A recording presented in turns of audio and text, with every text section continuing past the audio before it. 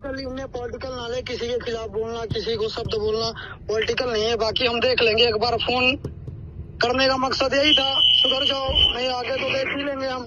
और अभी तो रुको, क्लाइमैक्स अभी आखिर में पप्पू यादव ने यानी कि लॉरी बिश्नोई के गैंग ने यानी कि फंसा ही दिए। यानी कि पप्पू यादव को भी लॉरी बिश्नोई के गैंग ने यानी कि फंसा दिया ना। आप लोग को पता था जो कि किस तरह से जो कि मिलने के लिए गए थे बाबा सिद्दीकी के बेटे से, वहां ने उन्हें बस 24 घंटा का मोहलत मांगे थे यानी कि पप्पू यादव जी ने। और 24 घंटा के बाद इन्होंने बहुत ऐसे ट्रोल जो कि झेले जो लॉरी बिश्नोई के गैंग को जो कि पसंद नहीं आया, जो कि अपने बोली से किस तरह से ऑडियंस को और लॉरी बिश्नोई के धमकी के बारे में बोले पप्पू यादव जी ने। बाकी इस पप्पू यादव जी को बोली यानी कि धमकी पसंद नहीं आया लॉरी बिश्नोई के गैंग ने, और उन्होंने यानी कि एक जो कि पोस्ट जारी किया है जिस पर धमकी सच लिखा हुआ है, आप लोग देख सकते हैं।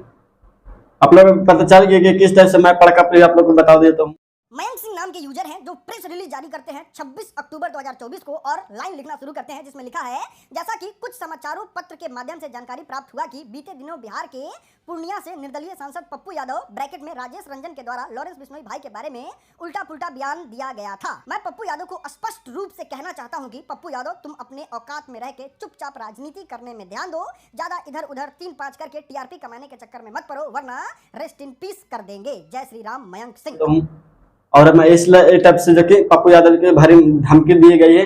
और पप्पू यादव अब क्या कह रहे हैं समझ रहे हैं, यानी कि जो सीएम का जो कि सेक्रेटरी होता है ना, वो अब मांग रहे हैं, यानी पप्पू यादव ने ऐलान कर दिया कि मेरे धमकी हो चुका है, मेरे पर धमकी होने वाला है, मेरे ने ऐसे हो रहा है, ऐसे हो रहा था, अब हो रहा है। यानी कि जो सीएम का जो सिक्योरिटी गार्ड मिलता है वो अब इनको मिलेगा। यानी कि पप्पू यादव जी को मांग कर रहे हैं। पप्पू यादव ने यहाँ तक सीएम से भी बात की है, कलेक्टर मिनिस्टर सबसे बात कर चुके, थक चुके हैं पप्पू यादव जी ने। कि हाँ, आज से कुछ साल पहले यानी पप्पू यादव भी इसी काम करते थे कि आप छोड़ने के बाद आज गरीबों को मदद करते हैं और गरीबों का सहारा बनते हैं।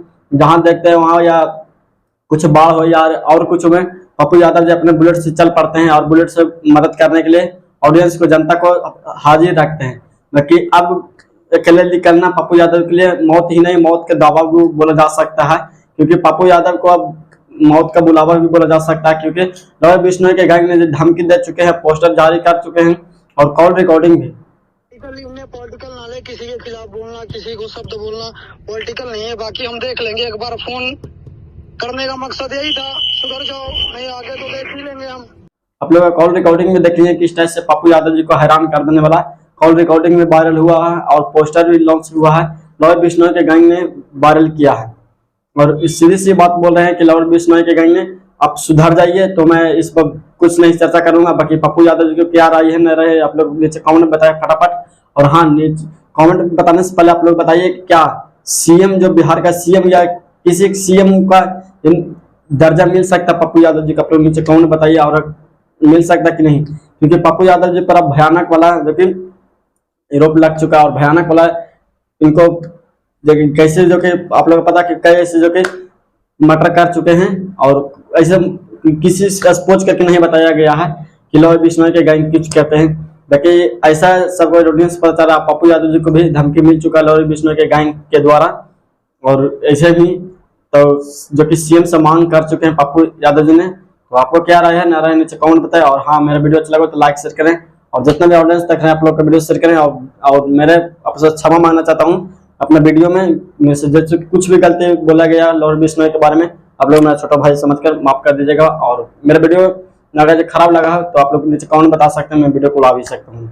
और हाँ, फिर से मैं बोलता हूँ, मेरे वीडियो में कुछ भी गलत बोला गया हो या किसी के बारे में या कोई के बारे में या किसी को बारे में मेरे वीडियो में बोला गया उसे मैं क्षमा मांगना गौर से नाम करना चाहता हूँ।